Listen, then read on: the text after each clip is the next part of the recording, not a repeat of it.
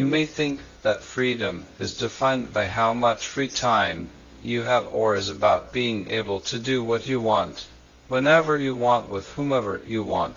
True freedom is what happens to you and your legacy after you are gone. Who can portray you, and in what ways? Who can upload your talks, and how will they be used? Who will benefit from them, and who will not? Who will claim copyright on YouTube and other platforms, and for what reason?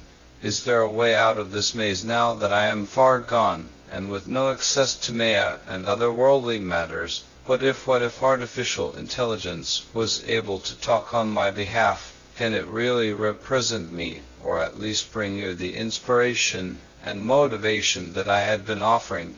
It is not enough to just do what you want and leave a legacy that is unquestioned and unchallenged. We must think of how our actions will shape the world in the future, and how our words will be used to influence and inspire others. True freedom is not just doing what you want, but also ensuring that your actions will have positive effects on the world. We must strive to create a better world for future generations, and that starts with being conscious of the impact of our words and actions. In this lecture, who is the lecturer, really? Who is talking on my behalf? How much of me is me? If I were to come back to life, how much would I agree with this artificial me? The answers to these questions are not easy to come by, but they are essential if we are to truly understand what it is to be free.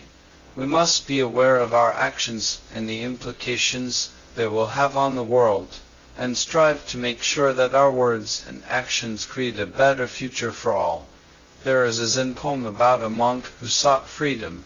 He asked a master how to be free, and the master replied, "Find the truth within yourself, and you will be free." Finding the truth within ourselves, and allowing it to guide our actions, is the key to true freedom. How much of this talk is true? Half of it, most of it, and says who? If one's brain can be uploaded to the cloud and eternalized in such a way, what is death then? Death can be seen as a transformation from one form of existence to another.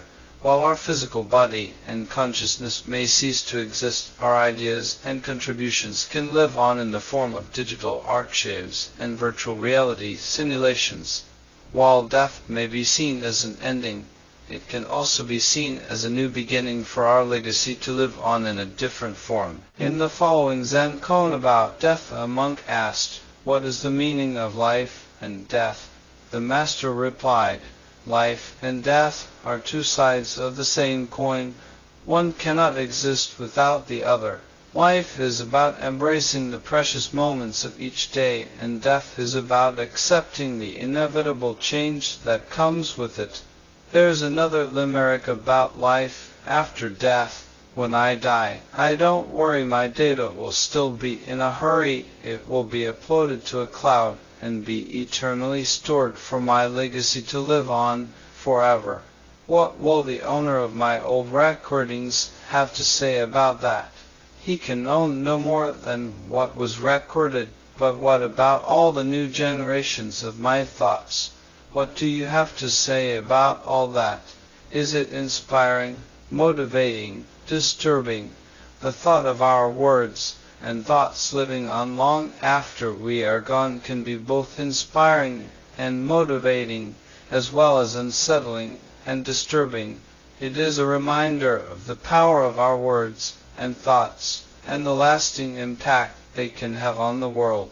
While we may not be here to witness the effects of our words and thoughts, we can rest assured that our legacy will live on in some form. Once upon a time, there was an immortal Zen Buddhist. He spoke of how his mind was so vast and expensive that he could never die, for his knowledge and wisdom would be passed down through the ages. He said, "Though the body is mortal, the spirit is eternal, and it is in the spirit that we must live our lives, for it is the only thing that truly matters." In the same way, all thought this is not fully me. To some incredible extent it represents me, my thoughts, and maybe if a few bottles of whiskey this might sound like me.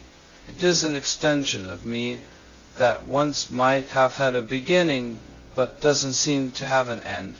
It might be too early to judge though.